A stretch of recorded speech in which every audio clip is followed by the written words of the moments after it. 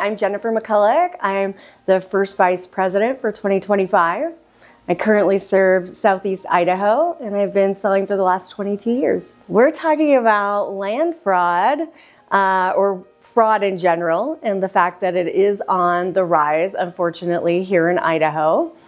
We are seeing people reach out and trying to sell property that is not their own, specifically vacant land, maybe higher end properties or homes that have had absentee homeowners for a while. More often than not, we see these come through email, sometimes phone calls, but usually they're people who seem in a huge hurry.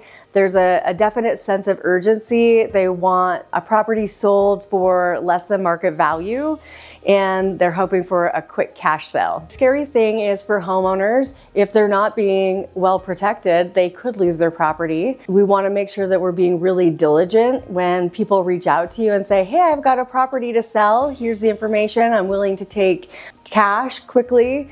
A lower market value because I want to close quickly. When we hear things like that, we want to make sure that we're really doing our due diligence to research this property, check our public records, check the tax records, making sure that we're looking into the history of the property a little bit. I think just being vigilant and trying to get more information from the person who's reaching out and contacting you, whether that's trying to set up like a Zoom call or FaceTime, which is very common nowadays. You know, phone conversations are good. We see a lot of these folks want to be communicated through WhatsApp, and you just want to be extra cautious with that. And I think just not relying on email alone. If you can get a copy of their government ID, that's helpful. But even then, you want to take it a step further and just do a deep dive. Check the tax records, check the county records, the property history, and try to see how much information that they're actually able to provide about that.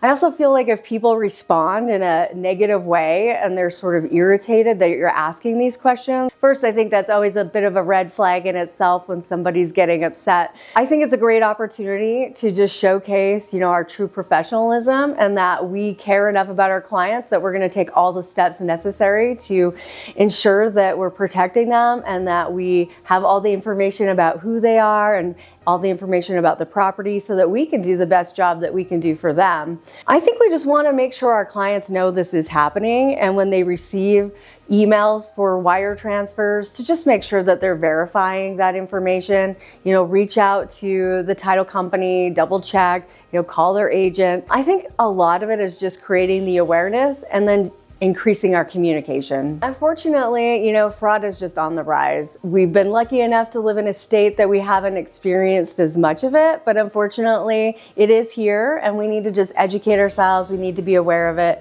We need to make sure that we're protecting our fellow community members and knowing that they're not going to lose their home and that these buyers are not going to put money on property that the transaction's not going to be able to go through. We just want to make sure that we're really taking a step above and just being cautious.